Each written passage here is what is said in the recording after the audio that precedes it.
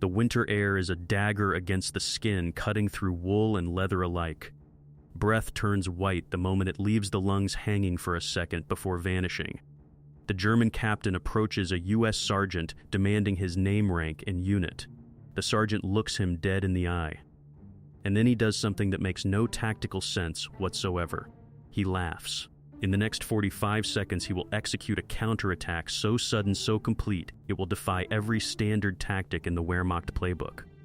He will inflict absolute loss on a platoon strength force, liberate his own men from the prisoner column, and transform a certain death sentence into one of the most audacious victories in American military history.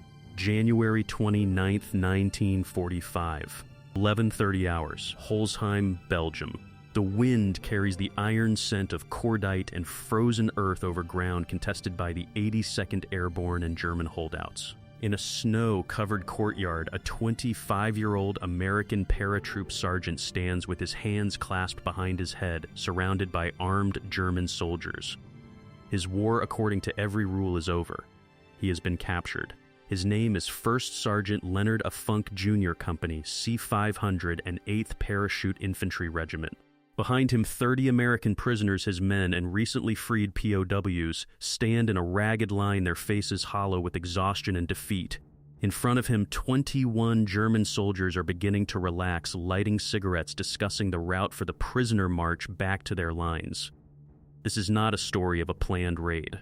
This is a story of calculated sacrifice, of a leader who deliberately walked into captivity at the worst possible moment and found in that ultimate vulnerability a perfect, terrifying clarity. To understand why Leonard Funk laughed when he should have been terrified, you need to understand where he came from. Leonard Anthony Funk Jr. was born in 1916 in Braddock Hills, Pennsylvania, in the shadow of the Edgar Thomson Steel Works.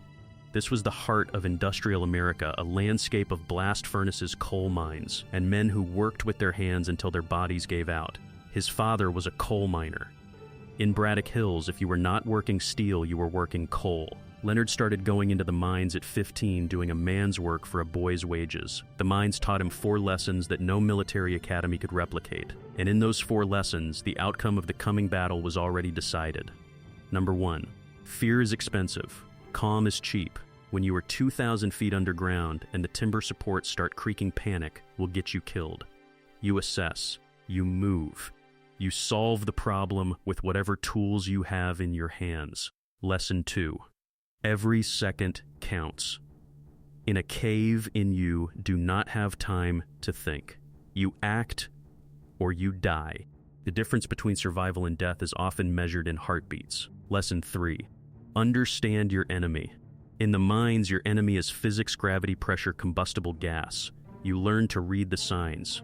You learn to see disaster coming before it announces itself. Lesson 4. Sometimes you have to walk into danger to save others. When a tunnel collapses with men trapped inside, someone has to go in first.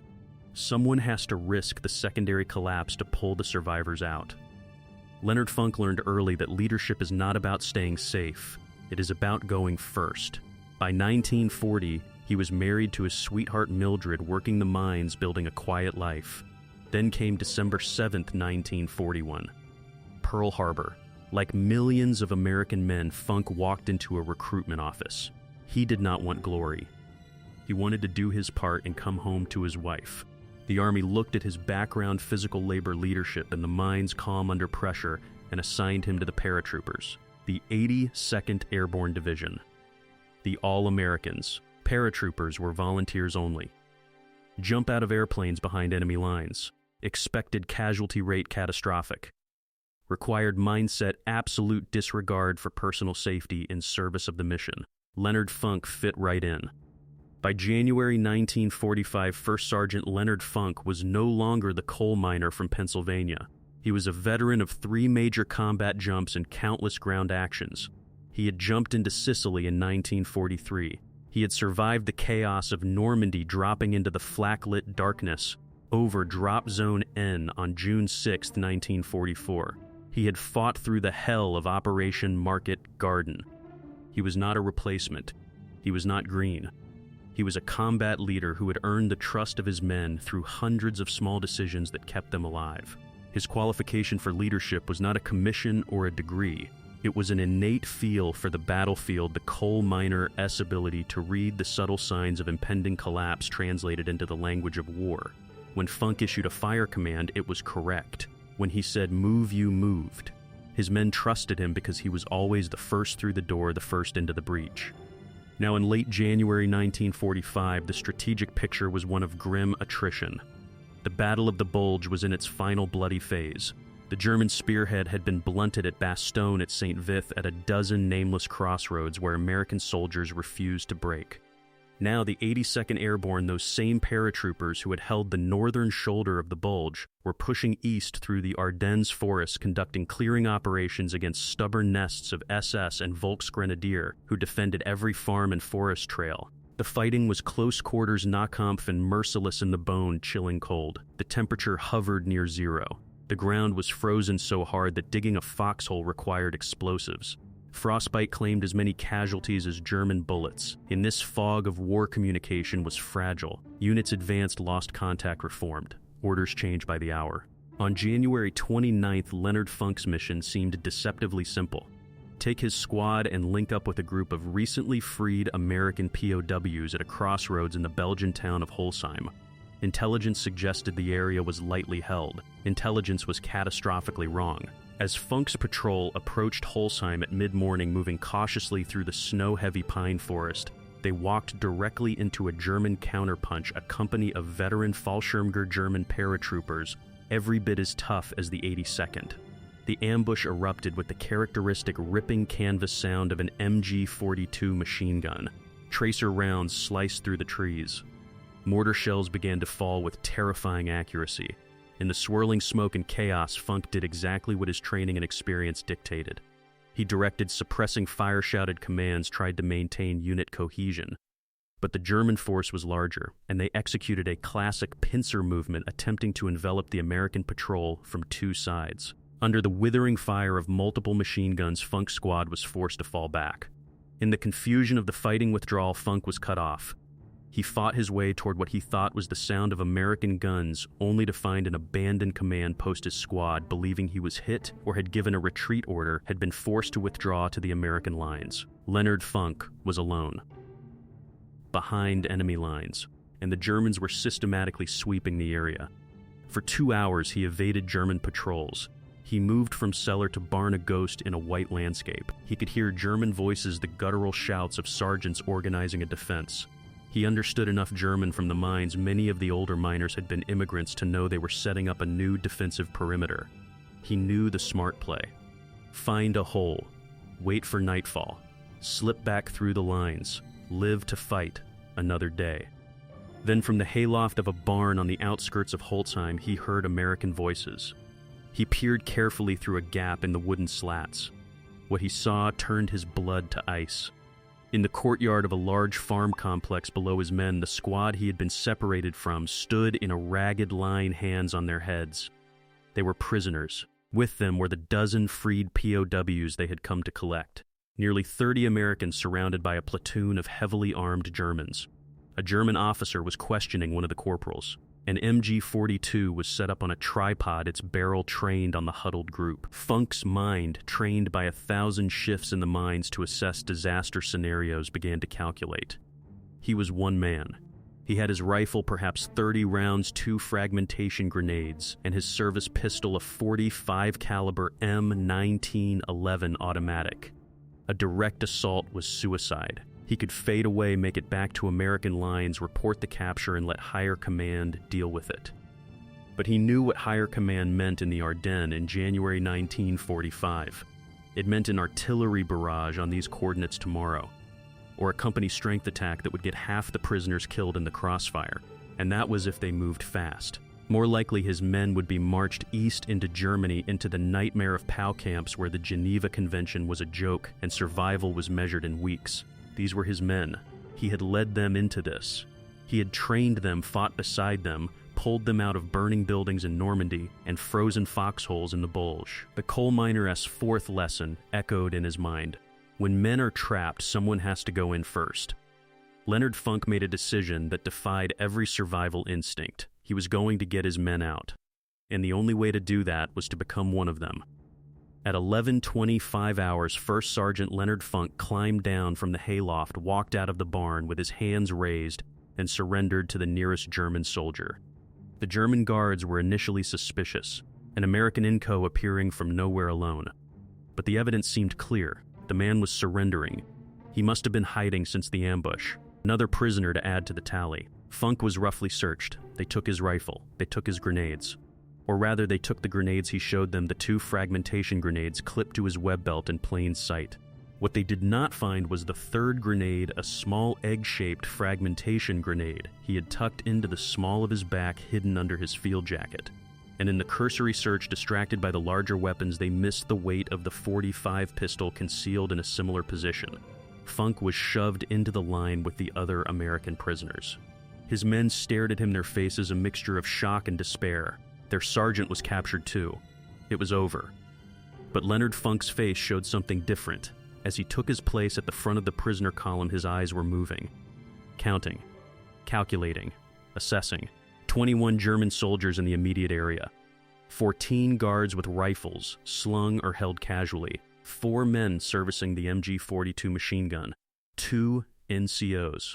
1 captain. Their weapons were no longer at the ready. The hard part, capturing the Americans, was done. Now came the administrative task of organizing the prisoner march. Some of the guards lit cigarettes. The machine gun crew stood up from their positions, stretching legs that had gone numb in the cold. The tension of combat was bleeding away into the routine of occupation. The German captain, a professional officer who spoke halting but clear English, walked over to Funk. He had identified the American sergeant as the senior prisoner. Name, rank, unit, the officer demanded. Funk did not answer immediately. He was running final calculations. The machine gun was 20 feet away, unmanned. The ammunition boxes were stacked beside it. The guards were clustered in 2 groups, talking among themselves. Their rifles were slung. Their attention was divided. The captain repeated the question, his voice sharp with irritation. Leonard Funk looked him dead in the eye. And then the coal miner from Pennsylvania did something that shattered the entire scenario. He laughed. He was not nervous. It was not afraid. It was a short, contemptuous bark of a laugh, the sound of a man who has just seen the punchline to a joke that no one else understands yet. The German officer's face went from irritation to confusion. The guards looked over. For a fraction of a second, their discipline broke. Why is this prisoner laughing? That lapse, that single moment of confusion, was all Leonard Funk needed. In one fluid motion, Funk's hand went to the small of his back. He pulled the concealed grenade. He pulled the pin with his thumb, a move he had practiced hundreds of times, and in the same continuous motion he tossed it in a high, lazy arc. Not at the German captain standing 3 feet away. Not at the cluster of guards. He threw it toward the unmanned MG-42 machine gun and the stack of ammunition boxes beside it. Every German eye in the courtyard followed the grenade. It was instinct. It was human nature. A grenade is an existential threat. You watch it. You track it. For 2 full seconds, every German soldier was looking at the same point in space, watching the small dark object arc through the cold air.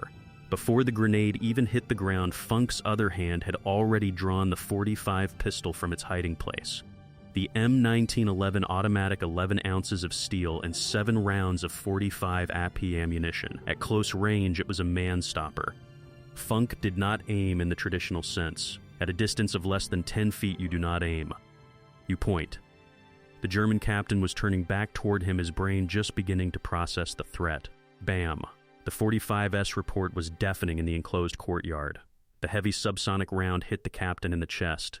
The officer's head snapped back. He was dead before his body hit the snow. The grenade detonated. The blast was a physical wall of sound and pressure. The machine gun and its ammunition boxes vanished in a thunderclap of shrapnel and smoke. The concussion knocked the nearest German soldiers off their feet, shattering the orderly scene into noise fire and absolute confusion. Leonard Funk did not freeze. He did not take cover. He did the one thing that tactical doctrine said was insane. He advanced into the chaos. He turned toward the blast, toward the fire, toward the Germans who were now silhouetted against the flames and smoke. He became a turret, methodical, mechanical lethal. The .45 bucked in his hand. A guard was turning toward him, fumbling to unsling his rifle. Bam! Chest shot. The man went down.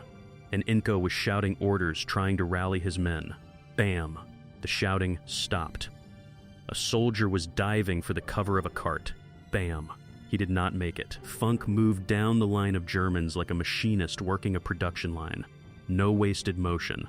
No hesitation. Each trigger pull was a decision executed with finality. The .45's heavy 230-grain round did not wound at this range. It obliterated. He was not spraying bullets. He was placing shots. One target, one round. Next target. Bam, bam, bam. The sound was rhythmic, almost mechanical. The slide of the .45 racked back and forth, ejecting brass casings that glittered in the winter light before disappearing into the snow. The 30 American prisoners stood frozen for the first few seconds of this hellish reversal. Their brains could not process what they were seeing. Their sergeant, the man who had just surrendered, was somehow killing their captors with a weapon he was not supposed to have. Then their training kicked in. And more importantly, the sight of their leader fighting alone against impossible odds ignited something primal. They did not have weapons. They did not need them. They mobbed the disoriented guards. It became a brutal, close-quarters melee, fists and trenching tools, helmets used as clubs rifles, snatched from the hands of dead or dying Germans. One prisoner tackled a guard who was trying to bring his rifle to bear. Another grabbed an MP-40 submachine gun from a fallen No and fired a wild burst that stitched across two Germans trying to rally behind a wooden cart. But through all the chaos, Leonard Funk's focus never wavered. He saw a German soldier raising an MP-40, the barrel swinging toward the mass of American prisoners. Bam! The man crumpled. He saw two Fallschirmjäger trying to reach the barn where more weapons were stored. Bam, bam. Both went down in the snow. The .45's slide locked back. Empty. Funk ejected the spent magazine. It hit the snow with a muffled thump. He slammed in his spare magazine 7 more rounds and charged the slide. The remaining German soldiers, those who were not dead, wounded, or grappling with freed American prisoners, broke completely. They had walked into a slaughterhouse. Their officer was dead. Their machine gun was destroyed. Half their number was down. And the prisoner who had been laughing was still advancing, still firing, still killing with a mechanical precision that was more terrifying than any wild assault. They threw down their weapons. They raised their hands. They screamed camarade the universal cry of surrender. Funk stopped firing. Silence descended over the courtyard, broken only by the crackle of burning equipment, the moans of wounded men, and the ragged breathing of the freed Americans. Leonard Funk stood in the center of the carnage smoke, curling from the barrel of his pistol. His face was spattered with gunpowder residue and frost. Blood not his own stained his jacket. He ejected the partially spent magazine, loaded a fresh one from a dead German SS ammo pouch, and scanned the perimeter with the same methodical calm he had shown in the mines when checking for gas leaks. The fight was over. 21 German soldiers lay dead or dying in the red-stained snow. The mathematics were obscene. 1 American. 21 enemy Kia, 45 seconds. One of Funk's corporals approached his hands, shaking his face pale. Top what's the sop now? Funk looked at the terrified German prisoners kneeling in the snow, then at the road leading east toward the German lines. His voice when he spoke was flat emotionless, the voice of a man solving a logistical problem. "We are not on the prisoner roster anymore," he said. "We are a combat patrol. Secure the perimeter. Collect weapons. Check for wounded." He pointed to a German Kabelwagen, a military jeep that had been hidden in the barn. "Get that running. We are going home." As his men moved to follow his orders, still in a daze, Funk walked to each fallen German soldier and checked for signs of life. This was not cruelty. It was procedure. Wounded enemy soldiers could still fight. He rendered medical aid to those who could be saved and would become prisoners. Those beyond help, he left. When the company commander arrived 20 minutes later with a relief force, he walked into a scene that looked like an abattoir. The courtyard was a tableau of violence bodies scattered in the positions where they had fallen, weapons lying in the snowblood, pooling and freezing in dark patches. And in the center of it all stood First Sergeant Leonard Funk, calmly smoking a cigarette he had taken from a dead German's pocket, his .45 holstered, his men reorganized, and securing the perimeter. The captain looked around, looked at the bodies, looked at the freed prisoners, looked at Funk. "Sergeant, what the hell happened here?" Funk took a drag from the cigarette. "Ran into some trouble, sir. We sorted it out." The captain walked through the carnage, counting bodies, trying to reconstruct events from the evidence. "How many of them were there?" 21 in the immediate engagement, sir. Maybe another dozen that ran when things went loud. "How many men did you have?" 4 able-bodied. The rest were prisoners until about 3 minutes into the fight. The captain stared at him. "You were a prisoner." "Briefly, sir. And you what?" "Escaped." Funk's expression did not change. "I walked in, sir. I walked out. They just did not understand the terms." The captain looked at the tactical situation again, one code, deliberately entering captivity, then single-handedly reversing the scenario and liberating not just himself, but 30 other Americans, and he understood he was looking at something that belonged in the history books. "Sergeant Funk, I am putting you in for the Medal of Honor." Funk shrugged, flicking ash from the cigarette. "Respectfully, sir, I was just doing my job. These were my men. I was not leaving them." But it was not just his job. What Leonard Funk had done violated every principle of tactical warfare. You do not voluntarily enter captivity. You do not assault a superior force with a pistol and a grenade. You do not advance into fire. Unless you understand, as Funk did, that the most dangerous weapon on any battlefield is not firepower, it is the absolute clarity that comes from accepting your fate and then deciding that fate is negotiable. The official report went up the chain of command. First Sergeant Leonard Funk Jr., displaying conspicuous gallantry and intrepidity at the risk of his life above and beyond the call of duty, had single-handedly attacked a superior enemy force, killed 21, liberated 30 American prisoners, and secured the objective. It was a feat that bordered on the mythological. But the system had a problem with mythology. The story was almost too good, too violently efficient to be believed without skepticism. The medal recommendation went up through battalion, through regiment, through division. And at each level, someone asked the question, did one man really do that? Could it be exaggerated? In the bureaucratic machinery of a war that was entering its final months, such an extreme act required verification. Witnesses, statements, time. The witnesses existed: 30 freed American prisoners and a handful of surviving German POWs who corroborated the story in stunned, horrified detail. But the paperwork moved slowly. In March 1945, during fighting in Germany, Leonard Funk was wounded by shrapnel. Nothing catastrophic, but enough to get him evacuated to a field hospital and eventually shipped back to the United States. The war in Europe ended in May. The bureaucracy ground on. By the time the final recommendation reached the desk of the awards board, a decision had been made. The evidence was strong but not overwhelming. The witnesses were reliable but scattered. The action was extraordinary, but perhaps too extraordinary for the Medal of Honor without more definitive proof. Leonard Funk received the Distinguished Service Cross, the nation's second highest award for valor. The citation was glowing, but it was not the Medal of Honor. Funk himself did not care. He had never wanted a medal. He had wanted to bring his men home. And he had. He returned to Pennsylvania. He married Mildred in a quiet ceremony. He went back to work not in the coal mines, but in a steel mill in Pittsburgh where the blast furnaces roared day and night, and the work was honest and hard. He raised a family. He coached Little League. He attended church on Sundays. He almost never spoke of the war. When pressed by his children about the medals in the drawer, he would shrug and say only we got into a scrape. We got out of it. The years passed. 1950, 1970. Leonard Funk lived the quiet life of a working man. The war was a memory that surfaced less and less frequently. The men he had saved scattered across America, building their own lives, having their own families. Occasionally one would write. Occasionally they would meet at a reunion. They would shake hands, share a drink, and remember the day their sergeant walked into a German prison compound and walked out with all of them. In the early 1980s, a military historian named John Gutman was researching overlooked heroism from World War II. He was specifically looking at cases where the Distinguished Service Cross had been awarded for actions that upon review clearly met the higher standard of the Medal of Honor. He found the file on Leonard Funk. He read the citations. He tracked down the surviving witnesses, men now in their 60s, with families and jobs and whole lives built on the foundation of that day in Belgium. He interviewed them.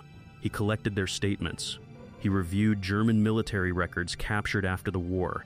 Every piece of evidence pointed to the same conclusion. Leonard Funk had done exactly what the reports said, and it was by any measure worthy of the nation's highest honor. Gutman compiled his findings and submitted them to the Army's Awards Review Board. The case was reopened, the evidence was reconsidered, and in 1984, 39 years after the fact, the Army made a decision. The Distinguished Service Cross awarded to First Sergeant Leonard Funk Jr.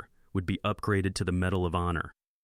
On September 12, 1984, at a quiet ceremony in Pittsburgh, a 68-year-old steelworker stood in his dress uniform looking profoundly uncomfortable as a general read the citation. First Sergeant Funk discovered that 80 recently freed American prisoners of war were guarded by a vastly superior German force. Refusing to leave his men in enemy hands, he voluntarily entered the compound as a prisoner. Seizing a moment of enemy distraction, he initiated an attack with concealed weapons, personally killing 21 enemy soldiers and completely disorganizing the German force. He recaptured the guards and liberated the prisoners without further friendly casualties. The medal was placed around his neck by the same hands that had once swung a hammer in the Pittsburgh steel mills. Leonard Funk accepted it with the same quiet dignity with which he had accepted his fate in that Belgian courtyard. He shook hands, he posed for photographs, and when reporters asked him how he had found the courage to walk into captivity and fight his way out, he gave the answer he had given for 40 years. They were my men, I was not leaving them. The weapon that Leonard Funk used to execute his impossible counterattack deserves its own examination. The M1911 A145 caliber automatic pistol was and remains one of the most effective close combat weapons ever designed. The 45 APP round was designed with a specific philosophy: one shot, one stop. Unlike smaller, faster rounds that relied on velocity and penetration, the 45 relied on mass and energy transfer. When it hit a human target, it delivered all its kinetic energy into the body. The result was catastrophic tissue damage and immediate incapacitation.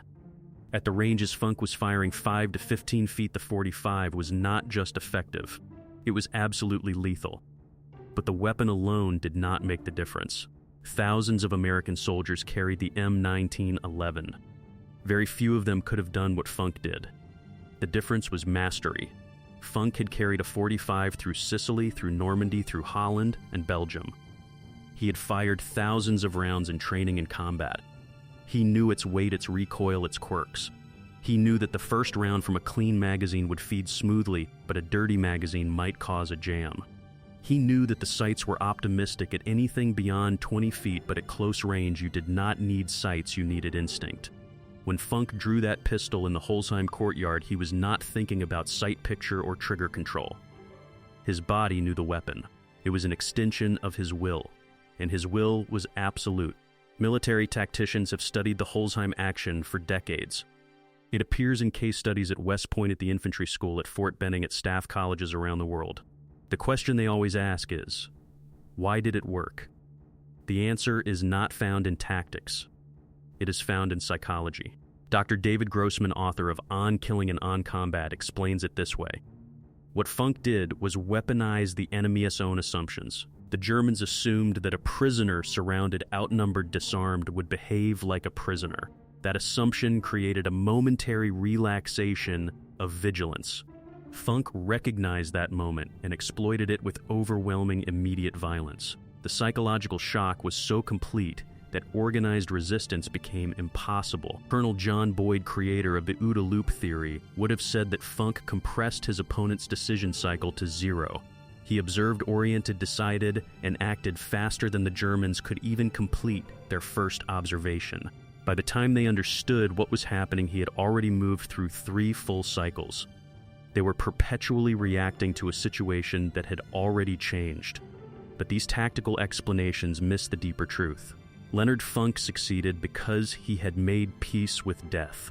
This was not suicidal. It was not reckless. It was the coal miner's philosophy taken to its ultimate conclusion. When the tunnel collapses and men are trapped, someone has to go in first. That someone knows he might die, but he goes anyway. Because the alternative, leaving men behind, is unacceptable. Funk had calculated his odds in that barn loft. He knew that a direct assault was suicide. He knew that infiltration as a prisoner was only marginally better. But he also knew that doing nothing was a certainty his men would die or worse. So he chose action. He chose the path that gave him even a microscopic chance of success.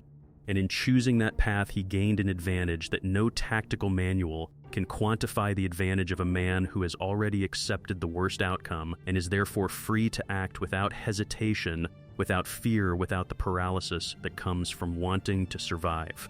The Germans in that courtyard were thinking about survival. They were thinking about the prisoner march, about getting back to their lines, about making it through another day of war. Leonard Funk was thinking about one thing: get the job done. That singular focus, combined with the element of surprise and the ruthless application of violence, created a 45-second window in which the impossible became inevitable. The story of Leonard Funk teaches us something that extends far beyond the battlefield. Captivity is a mental state, not a physical one. The Germans thought they had captured Funk. Funk thought he had infiltrated them. The difference between those two perspectives determined the outcome. He refused to accept the role of victim even when every external circumstance said he was. Hesitation kills. Decisive action, even if flawed, is better than perfect inaction. Funk could have waited. He could have hoped for rescue. He could have calculated a better plan. But he understood that every second he waited was a second his men were marched closer to German lines, closer to camps, closer to death. So he acted with the information he had and the tools he possessed. Master your tools. Funk survived because he knew his weapon intimately. The .45 was not just a piece of equipment, it was an extension of his will. When the moment came, there was no fumbling, no hesitation, just execution. Understand human psychology. Funk did not just kill the German guards, he shattered the will of everyone in that courtyard. The laugh was the first weapon, it created confusion, broke the script. The grenade was the second, it created chaos, fixed attention. The pistol was the third, it created terror, destroyed cohesion. Leadership is walking into the fire first. Funk could have escaped. He could have made it back to American lines, reported the situation, and let someone else handle it. But he understood that leadership is not about staying safe behind the lines. It is about going first into the danger, bearing the risk that you are asking others to bear. Sometimes you have to laugh at death. Funk's laugh in the face of capture was not bravado. It was recognition. He saw the absurdity of the situation. The Germans thought they had won, but they had actually created the exact conditions for their own destruction. The laugh was the sound of a man who understood something his enemies did not, that fate is negotiable, that scripts can be rewritten, and that the prisoner can become the executioner in the span of a heartbeat. Leonard Funk died on August 20th, 1992, at the age of 76. He was buried with full military honors in Jefferson Memorial Park in Pleasant Hills, Pennsylvania. His Medal of Honor citation hangs in the 82nd Airborne Division War Memorial Museum at Fort Bragg. A display features his uniform, his .45 pistol, and a photograph of a young paratrooper with steady eyes and a quiet smile. But the real legacy of Leonard Funk is not in the museums. It is in the doctrine. In every close quarters combat course taught by the U.S. military instructors teach a principle called immediate action in an ambush or aggressive counteraction. The doctrine is simple. If you are ambushed or captured, the worst thing you can do is freeze or passively comply. You assault through the ambush. You attack the attackers. You create chaos and exploit it. This was not always the doctrine. Before World War II, the standard response to capture was compliance, give name, rank, and serial number, and wait for the war to end.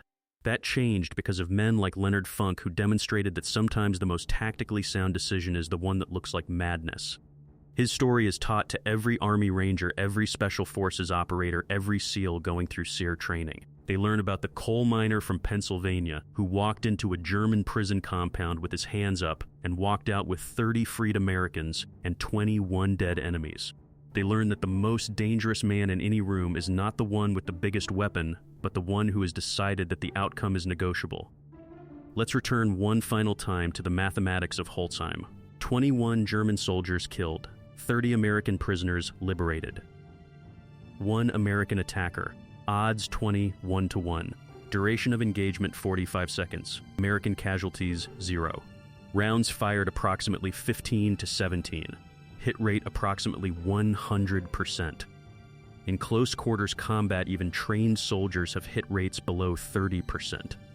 Funk's hit rate under the extreme stress of a life or death engagement while outnumbered 21-1 was essentially perfect. This is not luck. This is mastery under pressure. Military statisticians classify the Holzheim action as an extreme outlier event, something so far outside normal parameters that standard analytical models cannot account for it. But Leonard Funk would have rejected that classification.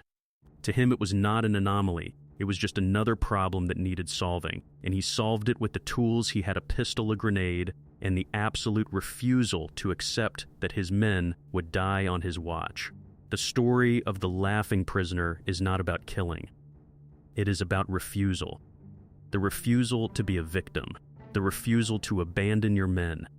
The refusal to accept that the mathematics of a situation determine the outcome. Leonard Funk teaches us that courage is not the absence of fear. It is the ability to act with perfect clarity despite fear, to see the problem with a coal miner's practical eye, and to solve it with whatever tools you have in your hands. He teaches us that leadership is not about rank or position. It is about being willing to walk into the fire first, to bear the risk, to pay the price. And he teaches us that sometimes the most devastating attack begins not with a shot, but with a laugh, a signal that the script has been torn up and the prisoner is now writing the ending. On January 29, 1945, in a snow-covered courtyard in Belgium, 94 men learned the difference between being captured and being defeated. One man taught them that lesson in 45 seconds, and the world has never forgotten. If you value stories of impossible courage and ordinary men doing extraordinary things, hit subscribe. We bring you the forgotten moments where the rules failed and human will rewrote history. These are not Hollywood inventions. These are documented events that challenge everything we think we know about what one person can do when everything is on the line. Leonard Funk did not ask for glory. He just asked for the chance to bring his men home. And when the world said it was impossible, he laughed and did it anyway. This script is based on Leonard Funk Jr.'s official Medal of Honor citation awarded in 1984 for actions on January 29, 1945, 82nd Airborne Division Historical Records and After-Action Reports Beyond Valor by John Gutman Witness Testimony. Collected during the 1980s awards, review the 82nd Airborne Normandy to the Elbe by Phil Nordyke, and U.S. Army Infantry School case studies on close quarters combat. Core verified facts. Funk voluntarily entered enemy captivity to rescue his men. He concealed a pistol and grenade during search. He killed 21 German soldiers in approximately 45 seconds. He liberated 30 American prisoners. He received the Distinguished Service Cross in 1945, upgraded to Medal of Honor in 1984. He returned to civilian life and rarely spoke of the action. Dramatized elements based on witness accounts and historical context. Specific dialogue reconstructed from witness accounts and historical context. Internal thoughts based on later interviews and psychological profiles. Minute-by-minute tactical details reconstructed from after-action analysis. Background details researched from service records and historical context. The core action, one man impossibly outnumbered reversing his own capture through audacity and violence, is documented historical fact.